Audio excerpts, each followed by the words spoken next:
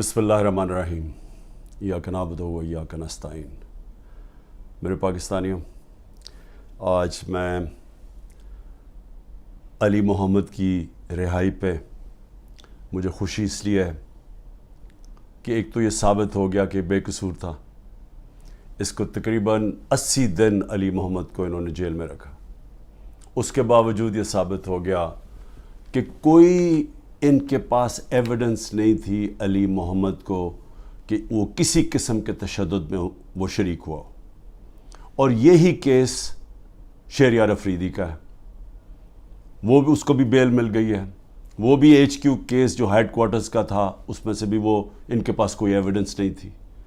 9 मई को जो मुझे कोशिश की थी 30 मेरे ऊपर दहशतगर्दी के केसेस किए, जब मैं जेल में था। जुल्म भी मेरे से होता है, गैर कानूनी आइनी तौर पे मुझे वहाँ जिस तरह पकड़ के लेके जाते हैं मुजरिमों की तरह, और उसके बाद जब मैं जेल में होता हूँ तो मेरे पे केसेस हो जाते हैं कि मेरी वजह से ये जो जलाओ घिरा हुआ। और उसमें भी मुझे मैं सलाम करता हूँ जज साहब को, क्योंकि मुझे पता है किस तरह का प्रेशर है इस वक्त हमारी अदलिया के ऊपर। मैं सलाम करता हूँ इसलिए कि आज कल के ज़माने में हक और सच पे खड़ा होना आसान नहीं है। वीगो डाला पहुंच जाता है घर, लोगों के घरों के अंदर घुस जाते हैं, उनको जलील करते हैं, उनकी बिजनेसेस बंद कर देते हैं। तो इसलिए, और हर किसी को, ये सिर्फ हम अपने लोगों की बात नहीं कर रहे, जो इस जुल्म के निज़ाम का हिस्सा नहीं बनता और इसके ख़िलाफ़ हक की आवाज़ बुलंद करता है, उसको वो मुश्किलों का सामना करना पड़ता है जो पाकिस्तान की तारीख़ में किसी डिक्टेटरशिप में नहीं करना पड़ा। तो मैं इसलिए जज साहब को भी सलाम करता हूँ। और मैं आज ख़ास तौर पे अपने वो लोग जो सब कुछ बर्दाश्त कर चुके हैं, अली मोहम्मद, वालदा बीमार, उनको डायबिटीज़ है, अकेले लड़के हैं, उसके बावजूद पूरी कोशिश की इन्होंने उसको तोड़ने की कि किसी तरह वादा माफ गवाह बन जाओ इमरान खान के ख़िलाफ़। फिर अगर वो नहीं बनना तो चलो पार्टी छोड़ दो कि हम अब 9 मई की मज़म्मत करते हैं, हम अपनी फ़ौज से प्यार करते हैं और हम PTI छोड़ रहे हैं। तो सारे फ़ौज से प्यार करते हैं, सारे जो 9 मई को जो जलाई गई थी जगह, हमने सब ने उसकी मज़म्मत की है। लेकिन PTI छोड़ देते हैं। ये खड़े हो गए कि हम PTI नहीं छोड़ते, और इनको बड़ी बुरी हालात के अंदर रखा गया। शहरियार अफरीदी, उनके फैमिली में भाई उनके फौत हुए, उधर नहीं जाने दिया, जेल में रखा। और जिस तरह उसके ऊपर तोड़ने की कोशिश की गई, उनकी बीवी को पकड़ा, फिर एक दफ़ा और पकड़ने की कोशिश की, बीवी बच्चों के साथ थी। तो मैं इनको ख़ास तौर पर सलाम करता हूँ। और एजाज़ चौधरी इस वक्त वो डायबिटीज़ के पेशेंट है, 70 साल उनकी उम्र है, उनका वज़न कम हो चुका है, वो भी टूट नहीं रहे। मियाँ महमूद रशीद, हार्ट कंडीशन है, उनको चेस्ट पेन्स हुई, अस्पताल गए, उसके बावजूद वो खड़े हैं। डॉक्टर यास्मीन कैंसर की सर्वाइवर हैं, उम्र उनकी तकरीबन 75 साल है। वो उस वक्त की वो बैठी हुई है, और उनको क्या इमरान खान के ख़िलाफ़ वादा माफ गवाह बन जाओ कि इमरान खान ने कहा था जाके जला दो। जिस तरह 3-4 बच्चों को पकड़ा उन्होंने, उनको कहा जी इमरान खान ने कहा था कि कोर कमांडर घर भी जलाना है और फिर वो कोई कागजात है वो भी जलाने हैं। यानी लोगों को ये बिल्कुल समझते हैं कि भेड़ बकरियां, कोई अकल ही नहीं है अवाम में कि वो इमरान खान कहेगा जी कोर कमांडर के घर में कोई कागजात पड़े हैं जो जलवाना है, और उनसे ये 164 का बयान लिया। तो यही कोशिश कर रहे हैं डॉक्टर यास्मीन से, वो भी खड़ी हुई हैं। लेकिन जो मैं सबसे ज़्यादा उमर चीमा, जिस तरह का उनको पर तशद्दुद किया गया, उनकी बीवी गई कोर्ट हेयरिंग के ऊपर, उनको पकड़ के जेल में डाल दिया, वो भी कैंसर सर्वाइवर है। यानी औरतों के ऊपर कौन करता है। लेकिन औरतों के ऊपर मैं ख़ास बात करना चाहता हूँ। डॉक्टर ज़रका ने इनका एक रंगबाज है, जिसको मैं पॉलिटिशियन भी नहीं कहता, جو جب ڈیفنس منسٹر تھا اور فورن منسٹر تھا دبئی سے تنخواہ لے رہا تھا. یہ کبھی سنا ہے کہ دبئی کی کمپنی سے ایک ملک کا فورن منسٹر اور ڈیفنس منسٹر تنخواہ لے؟ اور اس کے بعد وہ بچ بھی جاتا ہے, اس کو کچھ ہوتا بھی نہیں ہے. اور وہ کیونکہ طاقتور حلقوں میں اس کے دوستیاں تھیں, جب وہ الیکشن ہار رہا تھا 2018 میں تو ایک ٹیلی فون کیا, باجوہ صاحب مجھے بچا لو میں ہار رہا ہوں. اور باجوہ صاحب سپر کنگ نے کہا فکر نہ کرو تم جیت جاؤ گے, اور اگلے دن وہ جیت جاتا ہے. تو وہ جس طرح ہمیشہ عورتوں کے خلاف زبان استعمال کرتا ہے, اس نے پھر سے کی. ڈاکٹر زرکا نے, سینیٹر ڈاکٹر زرکا نے جواب دیا, ان کی 2 کلینکس وہ بند کر دی. یعنی اس سطح پہ کون کرتا ہے؟ ہماری ڈاکٹر سیما ایم پی اے کراچی کی, ان کے گھر پہنچ کے ان کی کلینک اس کو بند کر دیا. ہماری سمابیہ ایکس ایم پی, اس کے گھر کے اوپر پولیس پہنچ گئی. یعنی یہ کبھی ہوا ہے کیا؟ یہ کوئی دہشت گرد ہیں, یہ کوئی کسی انتشار میں ہیں, یہ انہوں نے کیا ہے؟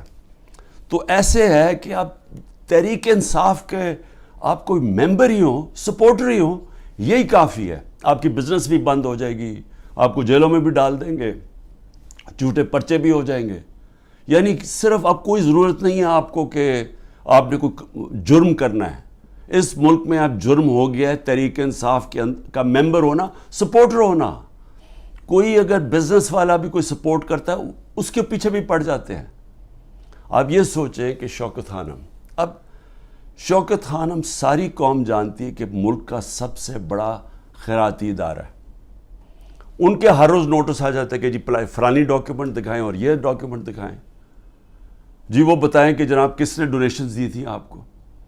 یعنی ایک یہ نہیں دیکھ رہے کہ اس سے نقصان کس کو ہو رہا ہے. کوئی فکر نہیں ہے کہ ملک کو کیا نقصان ہوگا. جو انہوں نے کیسز میرے اوپر اٹھائے ہوئے ہیں ذرا وہ سن لیں. سب سے اب جو قوم کے سامنے, کیونکہ اللہ الحق ہے, میرا ایمان ہے, ایمان ہی ہے, تو میں یہ سارے ایک طرف کھڑے ہو گئے ہیں, اسٹیبلشمنٹ ساتھ کھڑی ہو گئی ہے, اکیلا ان کا مقابلہ کر رہا ہوں. صرف توحید پہ, لا الہ الا اللہ پہ, ایمان اللہ پہ ہے. اور جس طرح اللہ ہر ان کی جو بھی کوشش کرتے ہیں خود ہی سچ سامنے آ جاتا ہے. جو انہوں نے میرے اوپر القادر کا کیس کیا, اب القادر کا کیس کیا تھا کہ عمران خان نے جو القادر یونیورسٹی بنائی ہے, جدھر مکمل طور پہ مستحق گھروں سے وہ بچے جو کہ جن کے ماں باپ اعلیٰ تعلیم نہیں افورڈ کر سکتے, وہ سب پڑھ رہے ہیں مفت. اور میں بتا چل رہا ہوں سیرت نبی کو ہم نے بنایا کہ فیوچر لیڈرز بنے, تربیت ہو ان کو, اور ساتھ ساتھ اس کے ٹیکنالوجی بھی. یہ ہے اس کا جو ویژن ہے یونیورسٹی کا. اس کو سامنے لا کے ایک بہت بڑی سکینڈل ہو گئی. اور اب پتہ چلا ہے کہ انہوں نے اپریل 2020 میں تفتیش کی تھی. وہ میں پہلے کہہ چکا ہوں آپ کو, نیشنل کرائم ایجنسی انگلینڈ کو رابطہ تھا نیب کے ساتھ. یہ جو سیٹلمنٹ ہوئی تھی ملک ریاض کی فیملی کی اور این سی اے کی, یہ سارا کچھ نیب کو پتا تھا. اور نیب نے اپریل 2020 میں یہ انکوائری بند کر دی تھی. ایک دفعہ انکوائری بند ہو جائے وہ نہیں کھول سکتے آپ.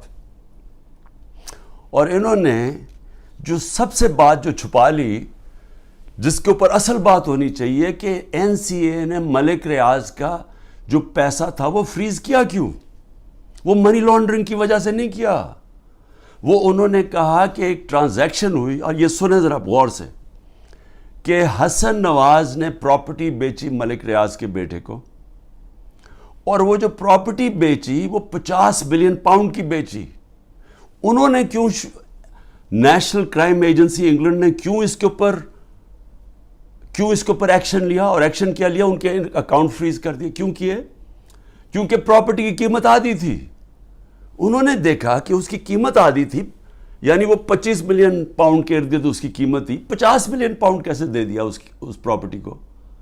نواز شریف تب پرائم منسٹر تھا، یہ 2000 جب ہوا، یہ 16-17 میں جب پرائم منسٹر تھا، تو پرائم منسٹر نے اس وقت اپنا زور لگا کے وہ دگنی قیمت کے اوپر پراپرٹی ملک ریاض کو بیچی. یہ پہلے تو یہ بتائیں پیسہ کدھر سے آیا؟ کدھر سے حسن نواز کے پاس اتنا پیسہ آیا؟ جب وہ ملک سے باہر بھاگے ان سے یہ سوال پوچھے گئے نا، کیونکہ بتا ہی نہیں سکتے، پیسہ چوری کا تھا. اور پھر وہ پراپرٹی دگنی قیمت پہ بیچ دیتے ہیں ملک ریاض کو. وہ کس لیے بیچی؟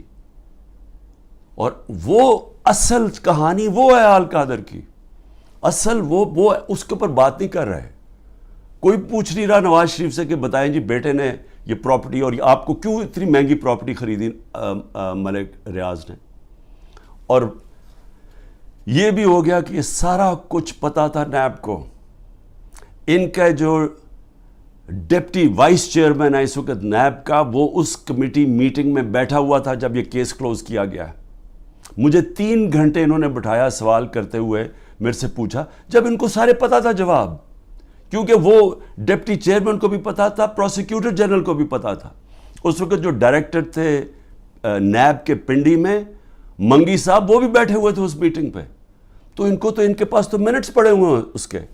تو پھر یہ کیوں میرے اوپر سارا کچھ کیا، اور یہ جو میرا وارنٹ نکالے اور مجھے اریسٹ کیا. اور دوسری یہ جو توشہ خانہ، یہ توشہ خانہ ایک عام کیس نہیں چل رہا، یہ ایسے ملٹری ٹرائل چل رہی ہے. یعنی کہ ایک فیئر ٹرائل کا مجھے موقع ہی نہیں دیا جا رہا. خیر وہ اس کے اوپر پھر سے میں سب جوڈے سے زیادہ بات نہیں کرتا، لیکن یہ میں کہوں گا کہ میرے سے وہ سوال پوچھے جا رہے ہیں جو آج پاکستان کی تاریخ 70 سالہ تاریخ میں کبھی کسی سے، جن کو بھی کتنے گفٹس ملی ہیں توشہ خانہ میں، 70 سال سے ملتی ہیں گفٹس، کوئی نئی تو چیز نہیں ہے. کبھی کسی سے وہ سوال نہیں پوچھا کہ جی آپ کو جو توشہ خانہ کی گفٹ ملی تھی وہ آپ نے آگے بیچی کس کو، یا آپ نے گفٹ کس کو کی. کبھی کسی سے آج تک یہ پوچھا ہے؟ کبھی کسی سے پوچھا ہے کہ توشہ خانہ جب آپ قیمت ادا کر کے وہ لے لیتے ہیں گفٹ، اس کے بعد آپ کی پراپرٹی آپ جو مرضی کریں؟ بھی آپ کون ہے پوچھنے والا ہے کہ میری پراپرٹی سے میں یہ گفٹ کروں یا میں بیچوں؟ جب تک کہ جو بھی میرا چیز ہو وہ میں ڈکلیئر کروں.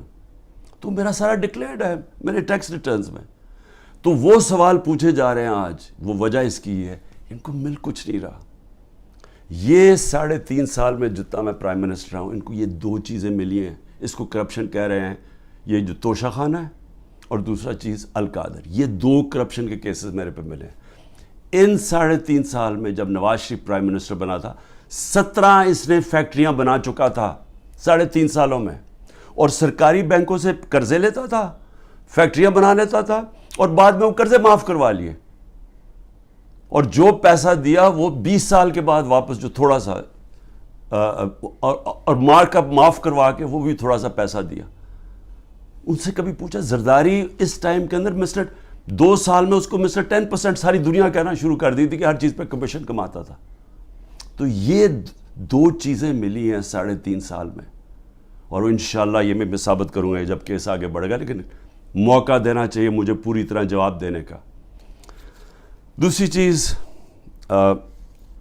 جس کے اوپر میں بات کرنا چاہتا ہوں وہ ہے کہ یہ جو سائفر کے اندر، اور سائفر کے اندر میں پھر سے واضح کر دوں کہ بڑے کلیئر قانون بنا ہوا ہے. سائفر ہوتی ہے فورن آفس کے اندر، جو سیکرٹ کوڈ وہ فورن آفس میں رہتی ہے. یہ انسٹرکشنز ہیں کیبنٹ ڈویژنز کے. اس کے اندر کوئی اور کسی کے پاس وہ جو کوڈ والا سائفر ہے وہ نہیں جا سکتا. اور جو میرے پاس آیا تھا وہ مجھے پھر سے بلایا، بڑا اچھا ہے، ایف آئی اے کے سامنے پھر پیش ہوں گا. لیکن جو میرا مجھے کہتے ہیں کہ آپ نے وہ جو سائفر کے اندر چیز لکھی ہوئی تھی وہ پبلک کر دی. وہ پبلک تب ہوئی جب میں نے نیشنل سیکیورٹی کونسل کے سامنے رکھا، جو کہ ملک کا سیکیورٹی کا سب سے بڑا ادارہ ہے. اس ادارے کے اندر پہلے رکھا. اس ادارے نے وہ سائفر کو دیکھا جو اس کے اندر لکھا ہوا تھا، وہ نہیں جو کوڈ ہے، جو اس کا مفہوم تھا. اور اس ادارے نے فیصلہ کیا کہ امریکہ کو ڈیمارش کرنی چاہیے کہ انہوں نے ہمارے اندرونی حالات میں مداخلت کی ہے. یہ جب نیشنل سیکیورٹی کونسل نے کہہ دیا پھر سب کو پتہ چل گیا کہ کیوں کہا ہے، کیونکہ وہاں سے ایک ان کے آفیشل نے کہا کہ جناب عمران خان کو جب تک آپ ہٹائیں گے نہیں نو کانفیڈنس میں تو پاکستان کے اوپر بڑی مشکلات ہوں گی. تو یہ تھا اس کا، تو یہ سب کو پتہ چل گیا. اس کے بعد تو اس میں کیا سیکرٹ رہ گئی، پھر کون سی سیکرٹ میں نے وائلیٹ کی، تو یہ بھی انشاءاللہ آ جائے گا سامنے. لیکن ایک چیز ہے کہ وہ جو سیکرٹ کو جو تھی وہ یاد رکھیں، اس میں گورنمنٹ بدلی گئی. یہ سازش ہوئی تھی میرے خلاف نہیں، پاکستان کے خلاف. اور جو وہ گورنمنٹ بدلی گئی، میں صرف آپ کو بتانا چاہتا ہوں کہ اس کے بعد ہوا کیا. آج پاکستانیوں کو کس چیز سے گزرنا پڑ رہا ہے. 16 روپے یونٹ بجلی تھی جب ہم گئے ہیں اپریل کے اندر، آج بجلی 50 روپے یونٹ پہ پہنچ گئی ہے. آپ ذرا پوچھیں تنخواہ دار لوگوں سے کہ ان کے اوپر آج کیا گزر رہی ہے. یہ کون ذمہ دار ہے اس کا؟ وہ جنہوں نے سازش کر کے گورنمنٹ گرائی تھی. اور اصل انکوائری یہ ہونی چاہیے جو میں نے سپریم کورٹ کے چیف جسٹس کو کہا تھا، آپ کو انکوائری کرنی چاہیے کہ یہ قوم سے بہت بڑی سازش ہوئی ہے، قوم سے دھوکہ ہوا ہے، اور اس کا ذمہ دار جنرل باجوہ تھا. اور اس لیے کیونکہ وہ تھا، کسی نے جرت نہیں پڑی کسی کی اس کے اوپر انویسٹیگیشن کرنے کی. آٹا 55 روپے 60 روپے سے پہنچا ہے آج کے جی 150 روپے پہ. سوچیں کہ یہ عام آدمی کی خوراک ہے آٹا. اس کے بعد چاول دگنی قیمت ہوگی جو چاول تھے. چینی، ہمارے دور میں بڑا شور مچا چینی چور. ہم نے انکوائری کروائی، چینی کی قیمت 80 روپے تھی، آج چینی 160 روپے پہ پہنچ گئی ہے. سارے جو بڑے بڑے شوگر مل مافیا وہ سارے بیٹھے ہوئے ہیں آج گورنمنٹ کے اندر. اور پھر یہ دودھ بڑا ضروری ہے کیونکہ بچوں کے لیے بہت ضروری ہے. 150 روپے لیٹر سے گیا 230 روپے لیٹر پہ. اور دال جو عام آدمی کھاتا ہے 310 روپے سے 520 روپے پہ گئی ہے. 310 روپے کے جی سے 520 روپے کے جی پہ دال گئی ہے. یہ عام لوگوں کے کھانے کی چیزیں ہیں. یہ ذرا بتائیں کہ کون ذمہ دار ہے جس نے یہ جو ساری سازش ہوئی تھی.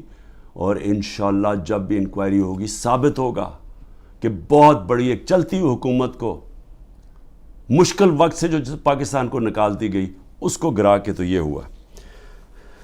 میں آخر میں 2 صرف چیزیں کہنا چاہتا ہوں.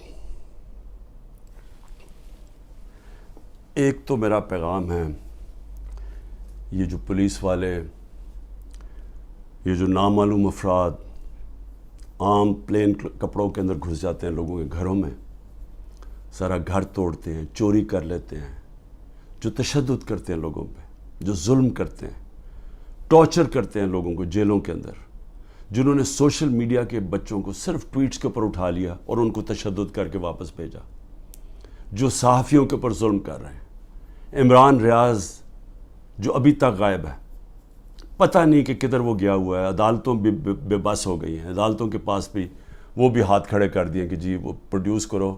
ایک صحافی صرف اس لیے، اس نے تو کوئی توڑ پھوڑ نہیں کی تھی، لیکن صرف اس لیے کہ وہ ظلم کے سامنے سچ بول رہا تھا، اس کو اٹھا لیا. 4 پاکستان کے ٹاپ صحافی ملک سے باہر گئے ہوئے ہیں، ملک چھوڑ کے چلے گئے کیونکہ وہ سچ نہیں بول سکتے تھے. اور ان کے اوپر یہی قسم کا جو عمران کو پہلے اس کے اوپر تشدد کیا، پھر جو اب اس کو غائب کیا ہوا ہے، خوف پھیلایا ہوا ہے. باقی سارا میڈیا کنٹرول میں ہے. صرف وہ تب بول سکتے ہیں اگر عمران خان کی کوئی برائی ہو، پروپیگنڈا، وہ بول سکتے ہیں. وہ کوئی سچ نہیں بول سکتا آج. اور مجھے افسوس یہ ہے کہ ان میں سے جو ہم بڑے بڑے نام سمجھتے تھے کہ وہ صحاف کے لیے ان کی بڑی قربانیاں ہیں، وہ بھی آج گھٹنے ٹیک کے سامنے بیٹھے ہوئے ہیں. لیکن مجھے افسوس اور ہے ہیومن رائٹس آرگنائزیشنز پہ. مجھے افسوس ہے جو کہتی ہیں ہم عورتوں کے لیے NGOs بنے ہوئے ہیں، ہم عورتوں کے لیے حقوق کے لیے کھڑے ہیں. یہ واحد پارٹی ہے پاکستان کی تاریخ میں جس نے پہلی دفعہ خواتین کو پولیٹکس میں لے کے آئیں. انہوں نے شرکت کرنی شروع کی، جلسوں کے اندر عورتیں آئیں، فیملیز آئیں. یہ پہلی دفعہ ہوا ہے ہمارے ملک میں. یہ خوشائن چیز ہے کہ ملک کی جتنی بڑی پارٹیسپیشن ہوگی پولیٹکس کے اندر، اتنا بہتر وہ احتساب کریں گے حکمرانوں کا. جتنی زیادہ بڑی ٹرن آؤٹ ہوگی اس کا مطلب کہ عوام نظر رکھ رہے ہیں حکمرانوں کے اوپر. تو اصل تو ڈیموکریسی کا مطلب ہی یہ ہے کہ عوام احتساب کرتی ہے جو حکومت کرتے ہیں وہ دیکھتی ہیں ان کا. تو عوام تو آج پہلی دفعہ نکل رہی ہے, اس طرح ٹرن آؤٹ ہو رہا ہے, عورتیں نکل رہی ہیں, اور ان عورتوں کے اوپر جان کے یہ تشدد کیا جا رہا ہے باقی عورتوں کو ڈرانے کے لیے کہ وہ نہ گھروں سے نکلیں, کہ وہ چپ کر کے سہم کے بیٹھ جائیں. تو کدھر گئی ہیں ہیومن رائٹس جو عورتوں کو ریپرزینٹ کرتی تھیں؟ کدھر ہیں وہ عورتیں؟ کیوں نہیں بول رہی کہ جو ظلم ہو رہا ہے ان عورتوں کے اوپر؟ وہ بیچاری صنم اور طیبہ, وہ تو تحریک انصاف میں ان کا کوئی عہدہ نہیں ہے, ان کو جیلوں میں ڈالا ہوا ہے. وہ صنم کے خامد آیا, اس کو پکڑ کے لے گئے. اب ان کا گھر میں بچہ ہے, وہ کیا کرے گا؟ دونوں کو پکڑ کے لے گئے. عمر چیمہ اس کی بیوی, میں پھر سے کہتا ہوں, وہ کینسر کی سفرر ہے, کینسر کی سے اس کو پکڑ کے جیل میں ڈال دیا, صرف اور صرف دہشت پھیلانے کے لیے کہ عورتیں گھروں سے نہ نکلیں. اور پھر سے کہ نہ یہاں بول رہی ہیں نہ باہر. بڑی فکر ہے افغانستان کی عورتوں کی, بہت فکر ہے. اور ہے ٹھیک ہے کہ اسکولوں میں سب سے زیادہ ملک کی بہتری ہوتی ہے جب عورتیں پڑھی لکھی ہوتی ہیں, اور پاکستان میں تو خاص طور پہ جب آپ کی آبادی تیزی سے بڑھ رہی ہو تو اس کو روکتا ہی ہے کہ پڑھی لکھی, جب آپ کی بچیاں پڑھی لکھی ہوتی ہیں, عورتیں پڑھی لکھی ہوتی ہیں. لیکن کیوں فکر نہیں ہے کہ یہ پاکستان کی عورتوں سے کیا ہو رہا ہے؟ تو ایک تو یہ ہے. میں آخر میں صرف یہ کہنا چاہتا تھا کہ جو مرضی آپ کر لیں, یہ آپ جو سب کچھ کر رہے ہیں, یہ جو سارا دہشت پھیلائی ہوئی ہے اور لوگوں کو جیلوں میں ڈالا ہوا ہے اور گھروں میں یہ توڑ پھوڑ کر رہے ہیں, یہ آج میرا دن یاد رکھ لیں, جب بھی الیکشن ہوگا آپ تحریک انصاف کو روک ہی نہیں سکتے. کیونکہ آپ لوگ اگر سہم بھی گئے نا, دلوں کے اندر ان جو فیصلے اور ذہنوں میں کر بیٹھے ہیں وہ اس سے نہیں پیچھے ہٹنے لگے. جب ایک آبادی ایک طرف آ کے کھڑی ہو جاتی ہے, قوم کھڑی ہو جاتی ہے, کوئی دنیا کی پاور اس کو روک نہیں سکتی. یہ صرف عارضی طور پہ آپ تھوڑی دیر لوگوں کو سہم جائیں گے, ڈر جائیں گے. میں چیلنج کرتا ہوں کہ جب بھی الیکشن ہوں گے آپ ڈیلے بھی کر دیں, ابھی ڈرے ہوئے ہیں کہ جی ابھی نہ کرو الیکشن, آپ اگلے مارچ کر دیں. میں آپ کو چیلنج کرتا ہوں کہ تحریک انصاف سویپ کرے گی الیکشن انشاءاللہ. مجھے جیل میں ڈال دیں, ڈسکوالیفائی کر دیں, جیتنا تحریک انصاف نے, کیونکہ قوم فیصلہ کر بیٹھی ہے. اور یہ جتنے آپ حربے استعمال کر رہے ہیں, آپ تحریک انصاف کا ووٹ بینک اور بڑھتا جا رہا ہے. لوگ بیوقوف تو نہیں ہیں, قوم تو دیکھ رہی ہے کیا ہو رہا ہے, اور قوم کے اندر غصہ ہے. ایک معاشی طور پہ ان کا قتل کر دیا ہے, ایک مہنگائی ان کو لے بیٹھی ہے, ایک 30 سال سے وہ شکلیں دیکھ رہی ہیں جو ملک کو لوٹ کے پیسہ باہر ان کا پڑا ہوا ہے, اور پھر ان کے اوپر خوف طاری کیا ہوا ہے کہ جناب ہم آپ مایوسی پھیلائی ہوئی ہے کہ تحریک انصاف جیت نہیں سکتی. عمران خان کے اوپر کانٹا مارا ہوا ہے. کانٹا صرف عوام کسی کے اوپر مارتی ہے, اور کوئی بھی انشاءاللہ جب بھی الیکشن ہوگا, کوئی بھی جب عوام کی رائے طے کر لیتی ہے, فیصلہ کر لیتی ہے عوام, آج تک دنیا کی تاریخ میں عوام کے خلاف کوئی نہیں جیتا. پاکستان زندہ باد.